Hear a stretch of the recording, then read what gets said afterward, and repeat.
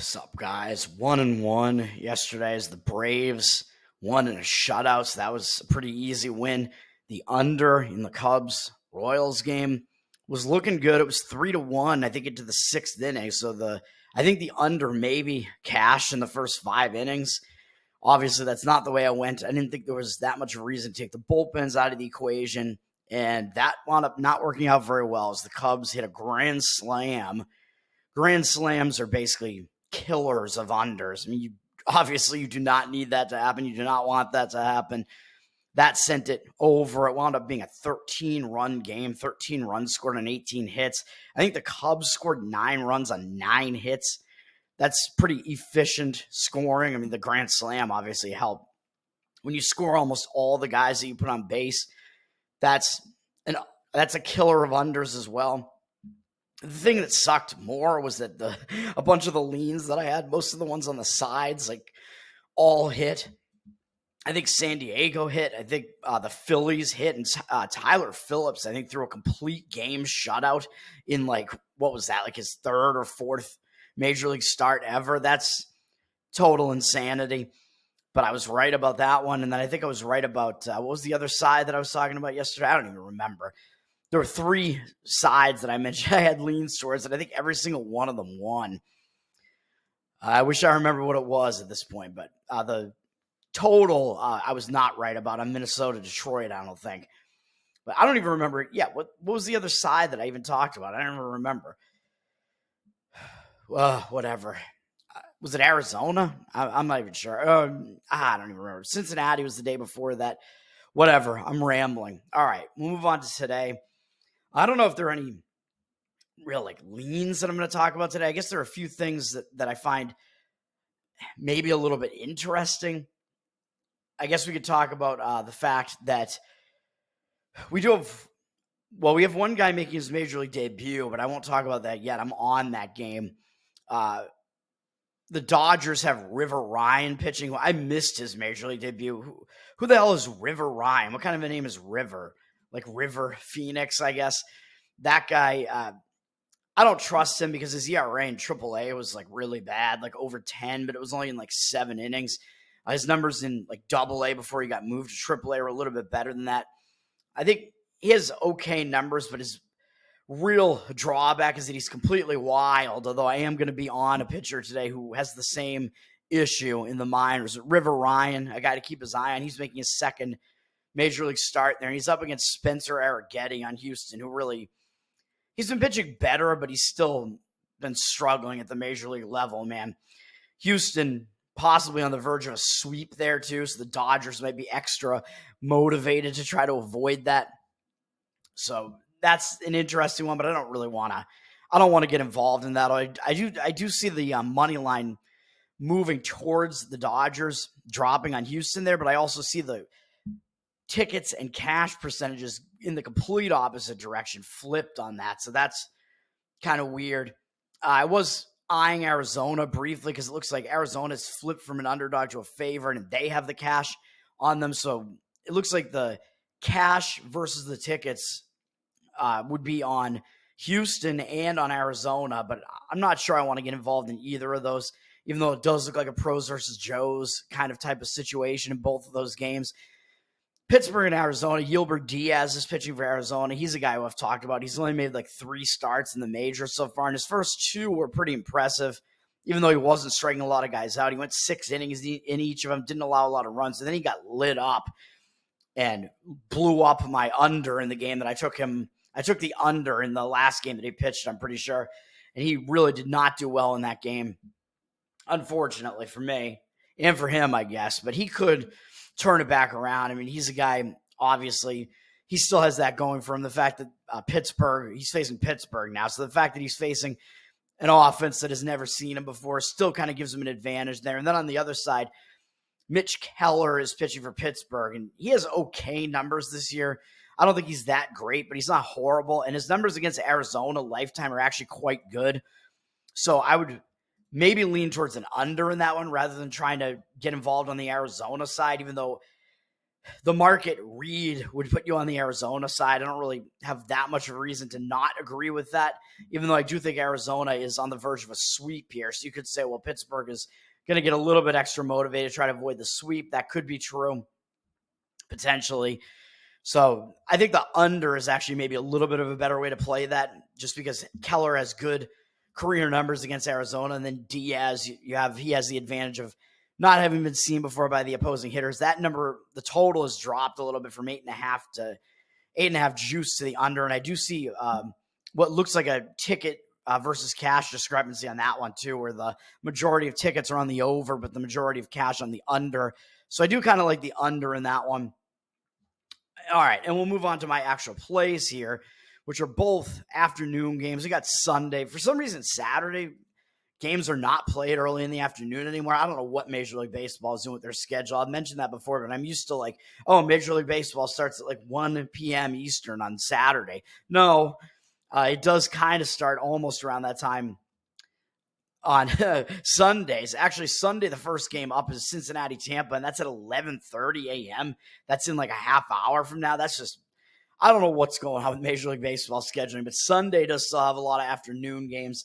I think because it's a getaway day, so teams that are having to change series and travel get out of their locations early on. So I think that's why the Sunday games are afternoon games, but it used to be all the weekend games are afternoon games for the most part, and now that is no longer the case, but whatever.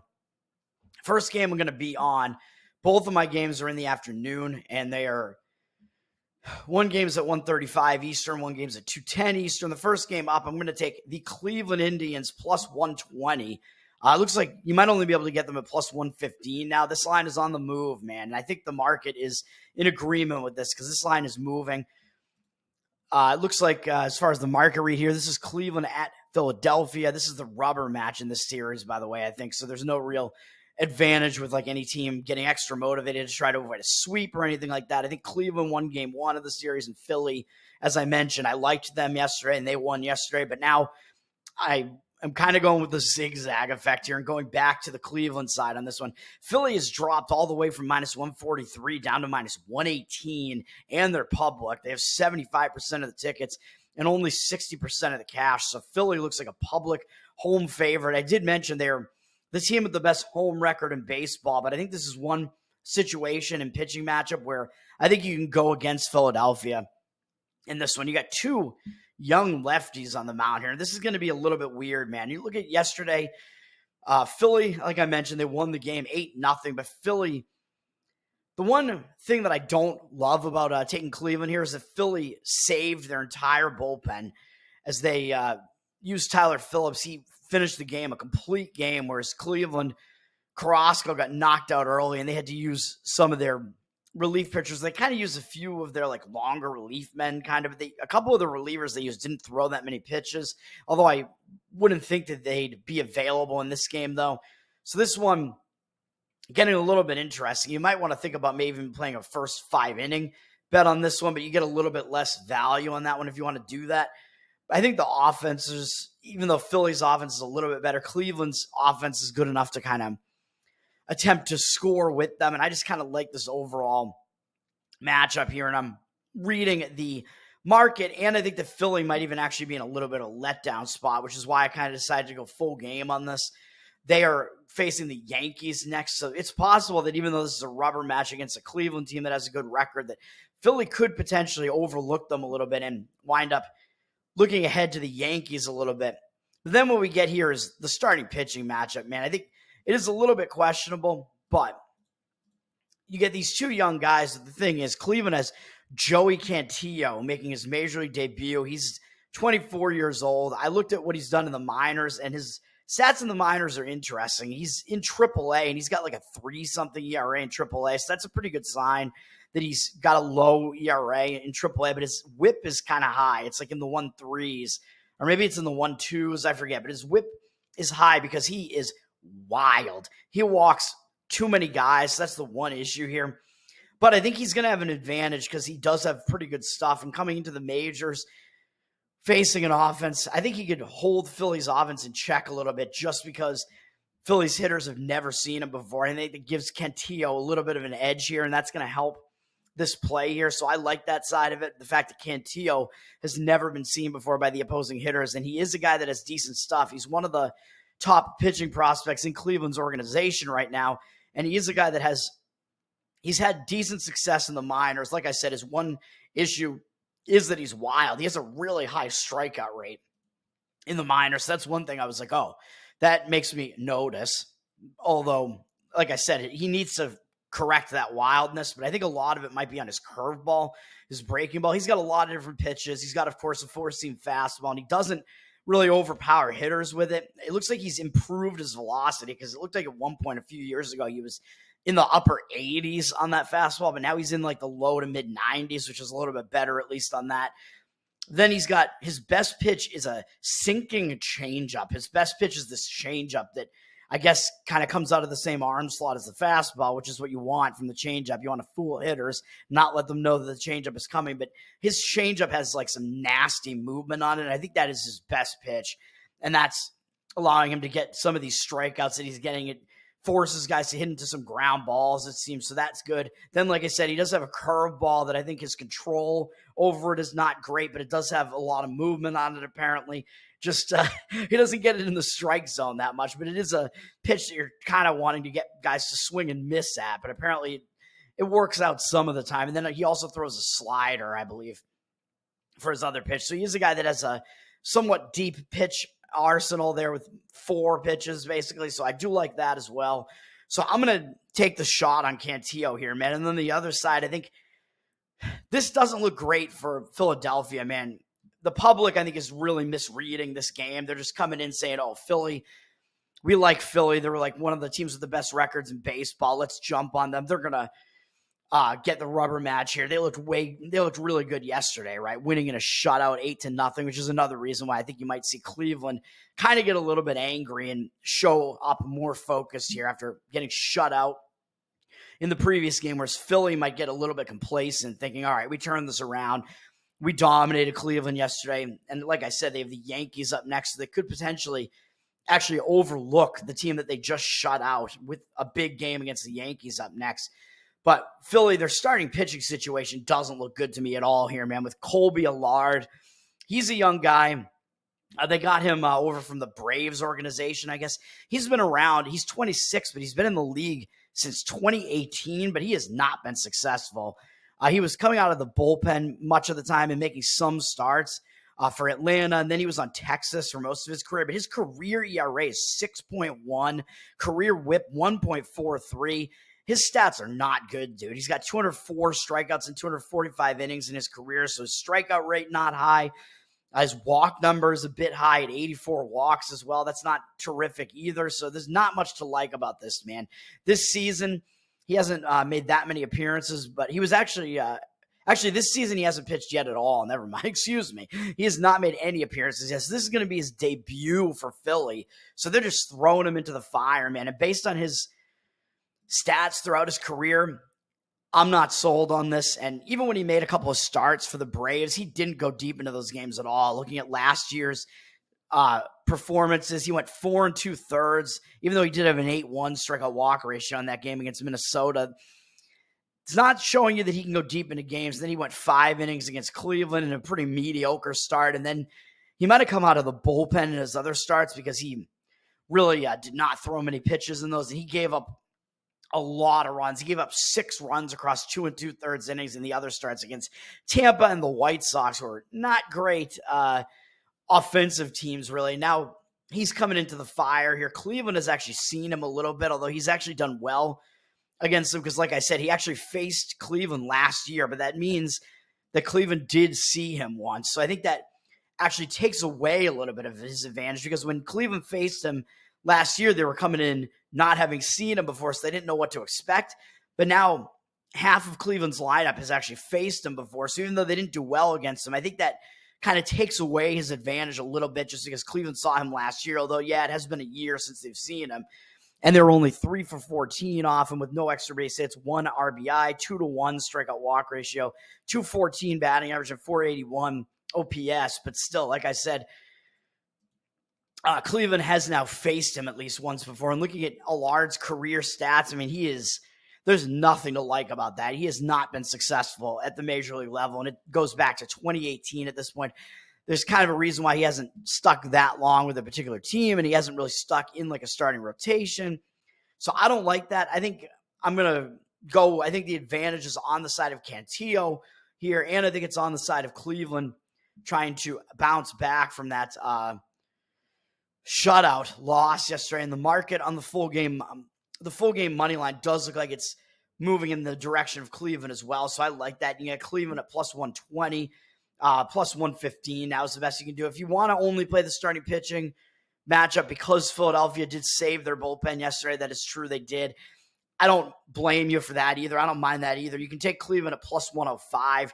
The books know that the starting pitching is an edge for Cleveland here because they're lining this game. Some books actually have Cleveland as a small favorite in the first 5, whereas they all have them as the underdog in the full game.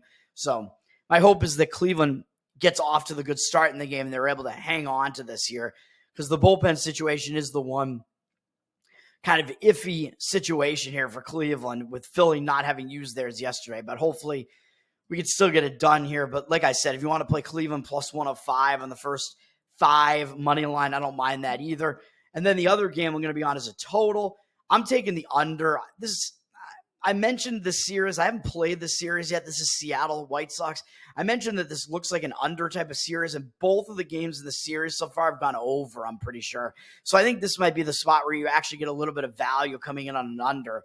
My unders, one of them worked out 2 days ago. Yesterday's did not work out, but I think this is a spot where you can do it, man. This pitching matchup is good, and we saw a 10-0 game in the first game of the series, a win for the Mariners. The Mariners won yesterday as well, 6-3. And I think both, like I said, I'm pretty sure both of those games were games that went over the total, if I'm not mistaken. I don't know what the total was yesterday. Yeah, it was only 7.5. These are low totals. Both of these teams don't have great offenses. And with a starting pitching matchup like this, I mean, this is Chicago's ace basically up against one of the best pitchers in Seattle's rotation. Even though Seattle's good, this is still one of their better pitchers in their rotation. So I like this under here, man. I think we're getting maybe a little bit of value on this just because these games have gone over. But you actually, maybe it's getting to the point where you want to play this before you like lose more value on this, because it looks like this line came out 7.5, but really strongly juiced to the under. And now it's sitting at 7. And that's now juiced to the under. So we do see some money coming in on the under. It looks like moving the total down, but in the market percentages, it doesn't look like that's the case. It looks like 51% of the tickets are on the over. So the public not really having one opinion or the other here. I think they kind of know these pitchers are good and these hitters are not very good.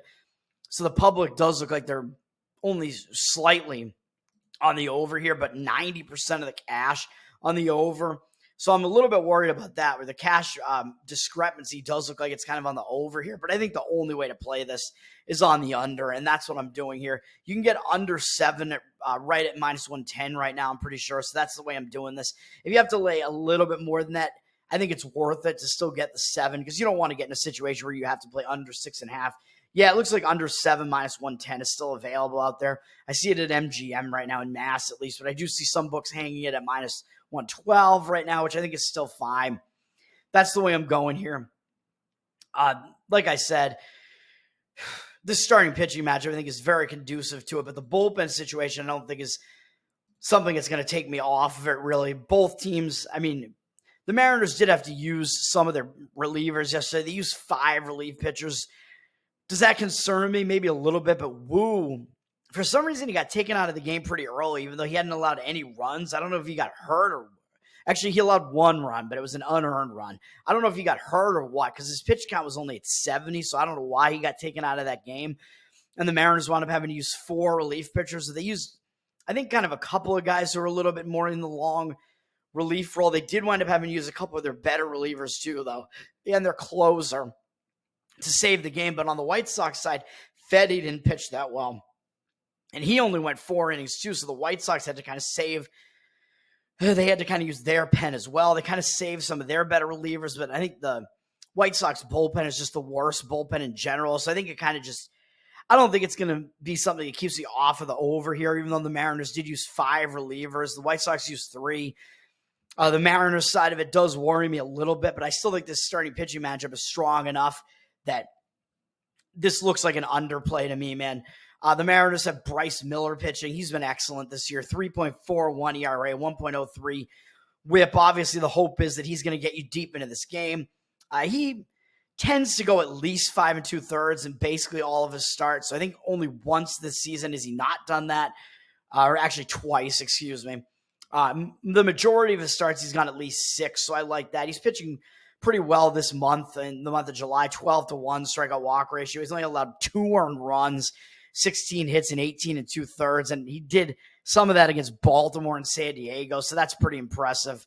Even though the San Diego game was on the road and he only had 1 strikeout in that one, that's a little bit questionable, but it is a pitcher's park, but still, 6-inning shutout, you can't really argue much with that. And he has a .96 ERA this month, so he's having a good month, having a good season.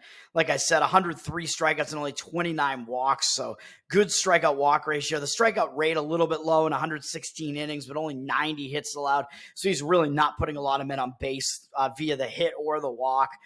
That's good. So the strikeout rate not being like extraordinarily high, I don't think is that worrisome. He's pitching well this month again, like I said. And then you look at his numbers versus this weak White Sox lineup. Miller has really good numbers against him. They're 3 for 31 off him lifetime with 1 extra base hit, which is a double, only 1 RBI, a 10-2 strikeout walk ratio. That's an .097 batting average and 281 OPS. It is not the hugest sample size with 31 at bats, but it's not nothing either. So that's a good sign. Bryce Miller, he has quite good numbers against this White Sox lineup, man. They did face him back in June, so does that concern me a little bit? Maybe a little bit, but Miller's just a good pitcher, man, and he has a good track record against these hitters, so I like that.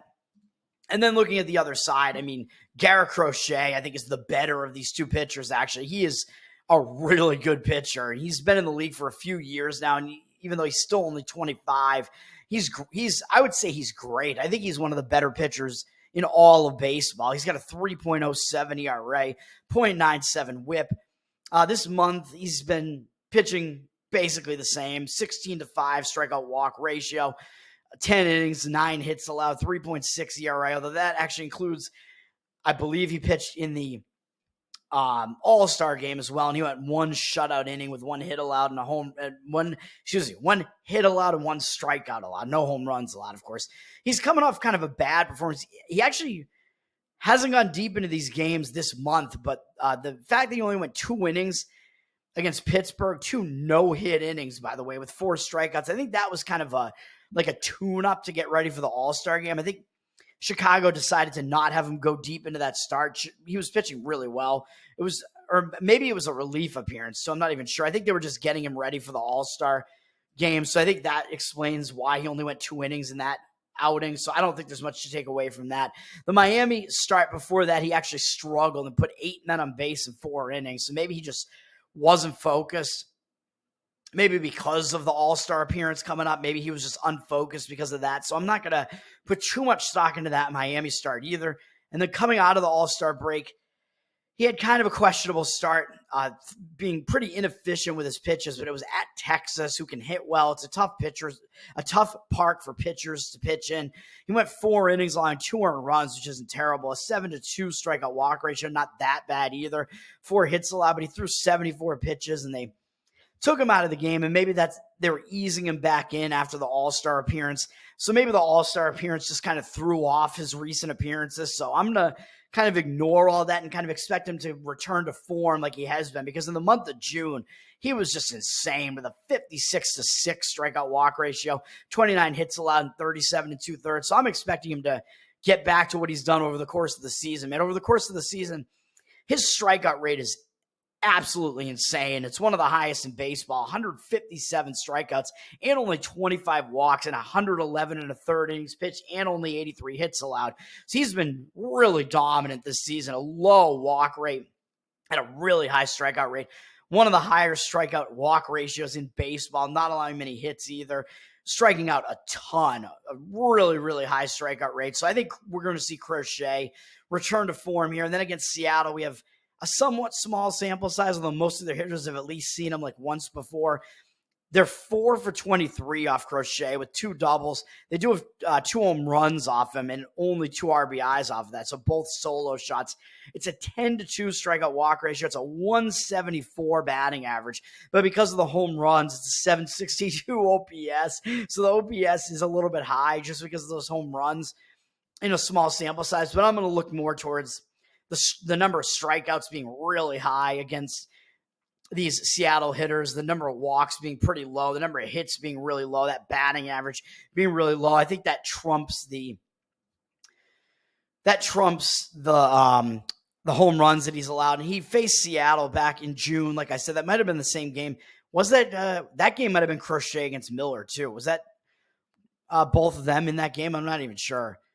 No, it was Crochet against Hancock. So Crochet and Miller did both pitch in that series in June between these two teams. They didn't match up against each other, but they both pitched well. Crochet pitched really well in that start. 13-2 strikeout walk ratio, 2 hits, 1 earned run. That was one of those home runs allowed in 7 innings. He really did well, but that was in Seattle, which is a pitcher's park more so than Chicago's is, but still, I think both these pitchers are really good pitchers, especially Crochet, and they have really good numbers against these opposing hitters. So that's going to do it, man. The 2 plays today are the Cleveland Indians plus 120, maybe plus 115 is the best you can get now, and Seattle and Chicago White Sox under 7 straight up at minus 110. Let's have a good day, man. Let's get this stuff done. I want a winning day. Come on. Happy Sunday. Peace. Let's get this video out so you can hear me not talk about the Cincinnati-Tampa Bay game that's up in like 10 minutes. Peace.